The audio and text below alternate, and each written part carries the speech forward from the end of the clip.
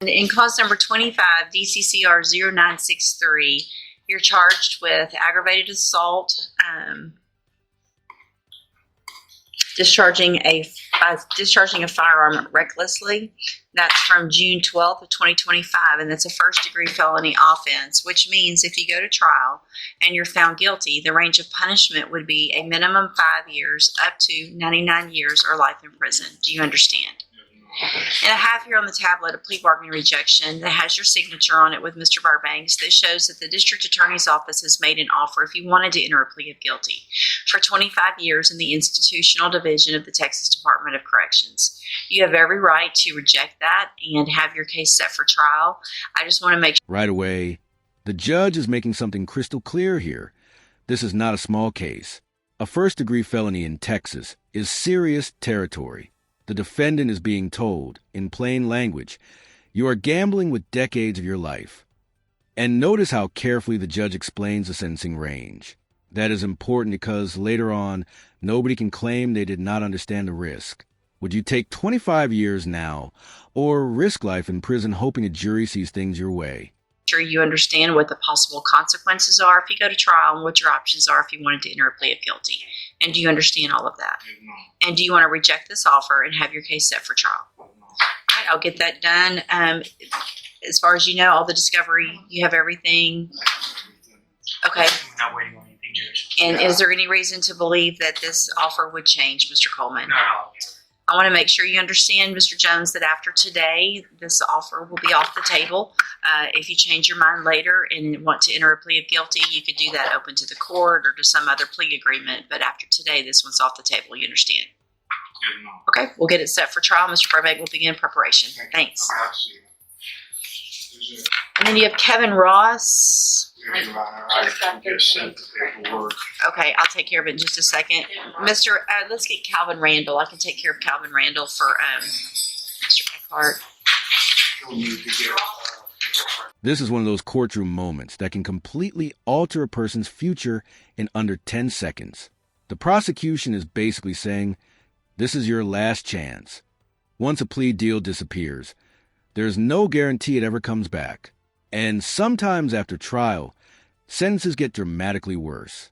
The confidence from the defendant here is interesting, but confidence in court does not always equal a good outcome. We're just going on 2. Yes, ma'am. Thank you. I'll need, can you do 1 for each? It's easier for them. I'm going to mark out the second number. If you'll do 1530 on the second one, please. Mr. Smith.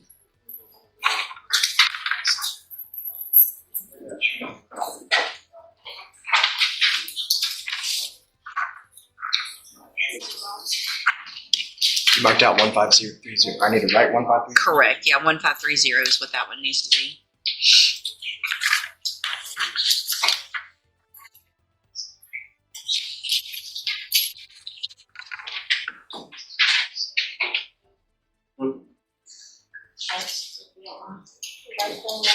And we're going on multiple counts.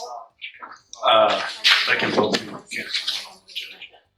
Easy to get a chance.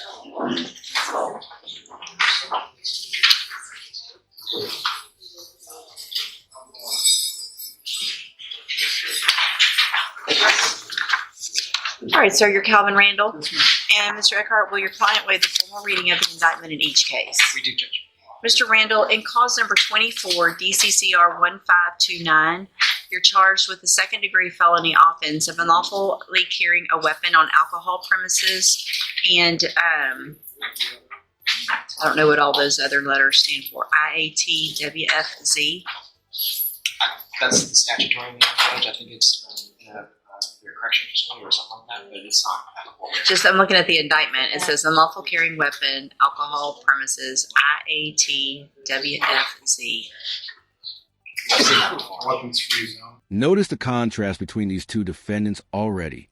One rejected a deal and is heading toward trial warfare, while the other is standing here accepting responsibility and locking in a negotiated sentence. Courtrooms are full of strategy, timing, and risk management. Some defendants roll the dice. Others try to control the damage before things spiral further.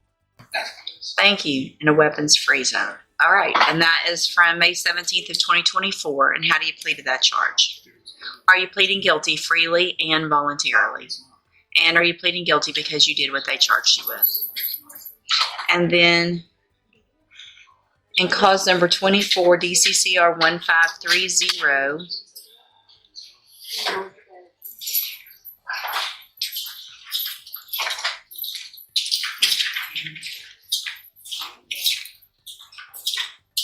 you're charged with a third-degree felony offense of evading arrest or detention with the use of a vehicle from May 17th of 2024. And how do you plead to that charge? Again, are you pleading guilty freely and voluntarily? And because you did what they charged you with. I have here on the tablet in each of those cases some documents that have your signature on them that the state's marked as exhibit number 1. Before you signed these, did you go over them with Mr. Eckhart? Do you fully understand them? And do you understand, if I follow the agreements that you've made with the district attorney, that you will be waiving or giving up any right to appeal? State tenders number 1 in each case. It's admitted in each case. Is there any evidence that Mr. Randall is not competent? No. All right, Mr. Randall, in each of your cases, I'm going to find that you entered your pleas of guilty freely and voluntarily. Find that you're mentally competent and you understand the nature and the consequences of your pleas. Find sufficient evidence to find you guilty. And in cause number 24, DCCR 1529, finds you guilty of evading arrest or detention. Good grief. That one is the unlawful carrying of a weapon on alcohol premises. Sentence you in accordance with your agreement to a term of 10 years in the institutional division of the Texas Department of Corrections. You will receive credit on that. This is actually a major legal win compared to what could have happened. The judge ordered both 10-year sentences to run concurrently, meaning at the same time instead of back-to-back. If those sentences were stacked consecutively, this defendant could have faced a much longer stretch behind bars. That single word, concurrently, can literally save years of someone's life. Sentence for any time that you've been in custody that the law gives you the right to receive. And then in cause number 24, DCCR 1530, find sufficient evidence to find you guilty, and at this time find you guilty of evading arrest or detention with the use of a vehicle. Sentence you in accordance with your agreement to a term of 10 years in the institutional division of the Texas Department of Corrections. You'll also receive credit on that for any time that you've been in custody that the law gives you the right to receive. These two sentences will run concurrently, which means together at the same time. I will sign as a part of this plea agreement the dismissal in cause number 24, DCCR 1278. A lot of people do not realize felony convictions come with consequences far beyond prison time.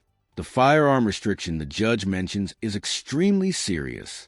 Even accidentally possessing ammunition later could trigger entirely new criminal charges. These post-conviction conditions catch many people off guard, especially after release. The punishment does not always end when the sentence does. Each of these cases, I'm going to hand you the trial court certifications that shows these were agreements that I followed, and so you've waived your right to appeal. Did I do? I don't think 1529 came through. Would you? They're going to. So also, I'm handing you a written admonishment regarding your ineligibility to possess a firearm or ammunition. Because of the judgments entered against you, you're ineligible under Texas law to possess a firearm or ammunition. Possession of a firearm or ammunition could lead to charges against you. Firearm is a legal term, and you should read the written admonishment I provided you to see what devices qualify as a firearm. If you have questions about the laws that make you ineligible to possess a firearm or ammunition, or about how long that lasts, you can talk with Mr. Eckhart. And this ending perfectly shows the brutal reality of felony court. 2 defendants. 2 completely different decisions.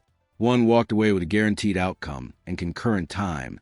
The other is now preparing for a trial where conviction could mean spending the rest of his life in prison.